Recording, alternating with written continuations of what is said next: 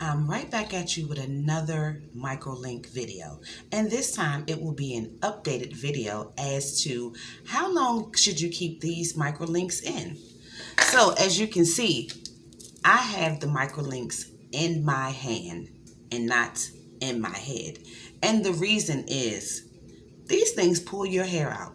You have to be careful not to keep them in over 30 days. If you decide to, just look out for the shedding. And it's the subtle shedding that got to me with the microlinks. It's the fact that these microlinks pull your hair out and you have no way of even knowing until once you get all of them out and you blow dry your hair and you see the difference in your hair. Now it says that they're supposed to make your hair grow, but like I said, if you leave the microlinks in over 30 days, then you are going to have issues with hair loss and hair shedding, and just like mine, no hair on the sides.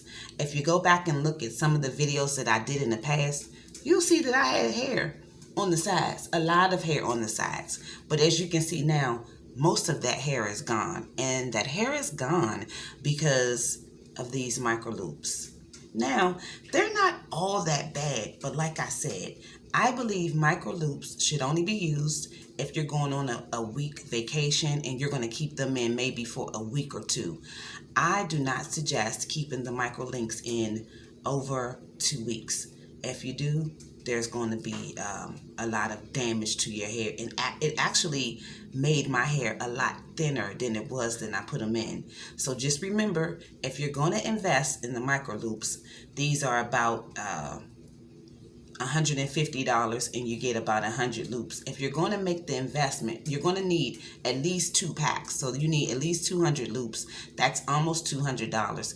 If you're going to make this investment, just be sure that you're not going to keep them in too long, and that when you're putting them into your hair, you don't snap your hair off in the process. If you have any questions, please let me know. I'm always available. Thanks. Until next time.